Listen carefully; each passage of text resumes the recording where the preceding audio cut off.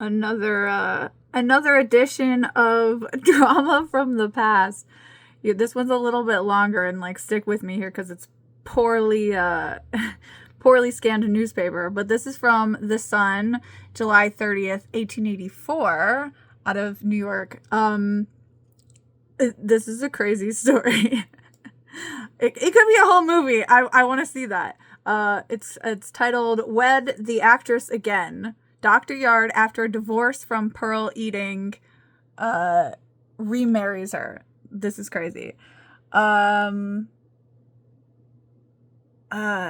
boy fresh from college, when he took her off to Europe, and barely 3 years older when she took him to Jersey City.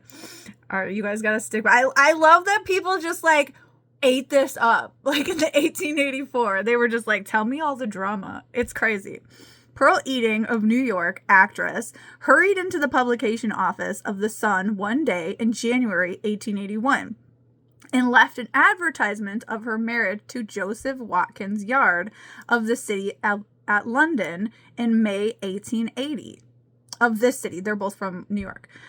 She had hardly gone out when a man hurried in who said he was the lawyer of the Yard family and prevented the publication of the marriage notice, insisting that there had been no marriage. Less than a year afterward, young Mr. Yard began suit against Pearl Eating for an absolute divorce. The case was sent from the Supreme Court to Mr. Augustus C. Brown, referee. Miss Eating put in no defense, and an absolute divorce was granted. This is 1884. That's pretty good. Mr. Yard's parents were not aware at the date of Miss Eating's attempt to publish the marriage notice that the marriage had really taken place. In May 1880, Mr. Yard had been out of college only a little while. His father, Mr. Edmund Yard Sr., a wealthy retired merchant of this city, sent him to Europe on a pleasure trip. On the day the steamship sailed, and while the goodbyes were being said, Pearl Eating came on deck and, unsteadily approaching young Yard, threw both arms around his neck and said, "They shan't take you away." The young man shook her off, looked at her a moment, and then said, "Who on earth is this woman? Take her away, somebody." The drama. Oh my God. Miss Eating drew back and retired to the cabin, in which she had been locked before Mr. Yard went on deck, and from which the stewardess had let her out to save the door. Not the slightest suspicion was created among the young Yard's friends by this incident that Miss Eating was accompanying the young man abroad. It was only... She's an actress. She is an actress. It was only a short time after they reached London that they were married. Oh, the intrigue. After the divorce, Mr. Yard devoted himself to the study of medicine, and not very long ago he was graduated from the Bellevue Hospital Medical College and became one of the assistant surgeons at the Chambers Street Hospital. On Monday night, Pearl Eating sent to the Sun office this advertisement: Yard Eating on January 17th, 1884. It might be a 1. It's hard to read. By the Reverend Henry Spellmare. I think it's 1884. By the Reverend Henry Spellmare of Jersey City, Joseph Watkins Yard to Pearl Eating, both of New York City. London papers, please copy. The woman who brought it wrote on the back her name and address, Mrs. Kate L. Simmons, 24 Union Square, and said that Pearl Eating was her daughter. The date of the marriage was January 17th, 1881. On the paper originally handed in, Mrs. Simmons came back afterward and asked to have it changed to January 17th, 1884. The reporter was sent later in the evening to make inquiries about the alleged marriage. Mrs. Simmons was found at 21 Union Square. This quote: "Pearl is upstairs," she said.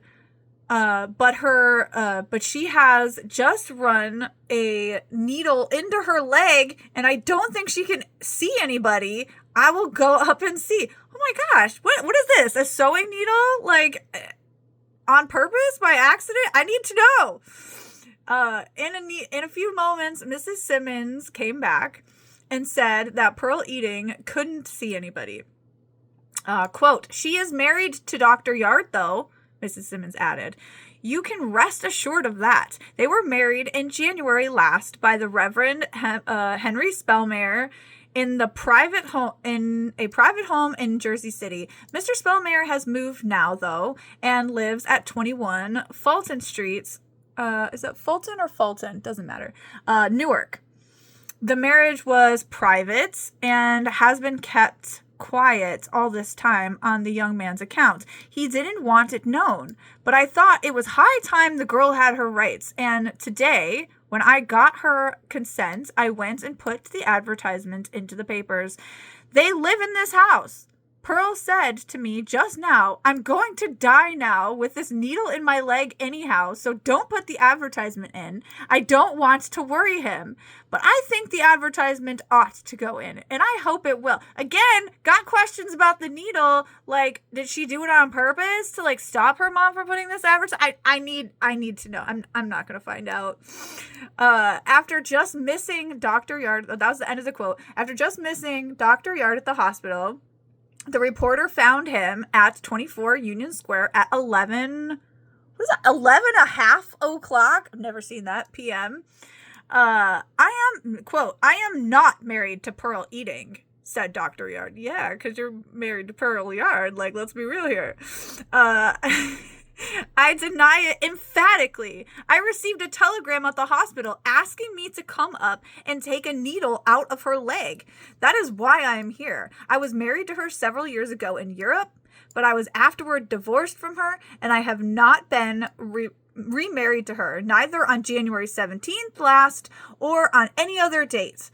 I'll go upstairs now and raise Cain about this. Never heard that phrase. I'm going to have to look that up. It's capitalized. I'm assuming came from the Bible. He's going to go kill his brother. I don't know. I don't know.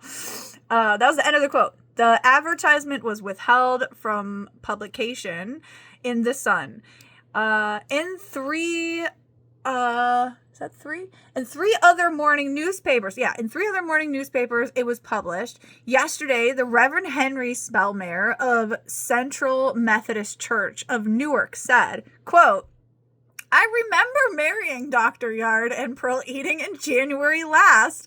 I was then pastor of Trinity Methodist Episcopal Church, Jersey City, and I performed the marriage at the parsonage, 155 Grand Street." I love how they just tell you all the places. The couple drove up to the parsonage in a hack rather late in the evening. They were just as happy as they could be, not only the young woman, but Dr. Yard also, and at the same time were perfectly dignified. So happy and dignified. The only witnesses to the marriage was my mother. Oh, he lives with his mom. After the ceremony, the young bride lifted her hands high above her head and said, "Oh, sir, won't you say for us a little prayer?" We knelt together and I prayed for them. I knew as soon as the young girl spoke she was an actress, but she behaved in a modest and ladylike way. They told me they had been married before, but had been separated by family difficulties. Oh, the truth comes out. And wanted to be married again as a formality. So they were just like married this whole time then, even though they were technically divorced. Aw. I felt that I had done a good work in uniting them, end quote. Dr. Yard's relatives learned of his second marriage by the advertisements printed yesterday. Apparently the Sun's the only ones like listening, like, print it, don't print it, print it! Everybody else is just like, oh yeah, whatever, I'm not going to investigate this, I'm just going to print it. His father called at the Chambers Street Hospital to see him, but he was not there. He had left a note for his father acknowledging the new marriage. Dude just left. He's like, I already know my dad's going to come see me at work. I'm going to leave a note. Acknowledging the new marriage, but saying he was not sober when the ceremony was performed. Bro, just tell your dad you love her. I was drunk. It doesn't count. What? He had made a similar statement about the marriage that took place in London. So he's just like, no, she just keeps getting me drunk. Just stop drinking with her if you can't help but marry her when you're drinking. I don't believe you. I think you love each other. Dr. Yard was said to be out of town last night. He just ran. His brothers are partners in the importing firm of Edmund Yard Jr. and Company, which failed on July 10th for $750,000. Oh, goodness. There's a whole other drama in here. You guys, stay tuned for more drama from the past. This is outrageous, and I love every minute of it.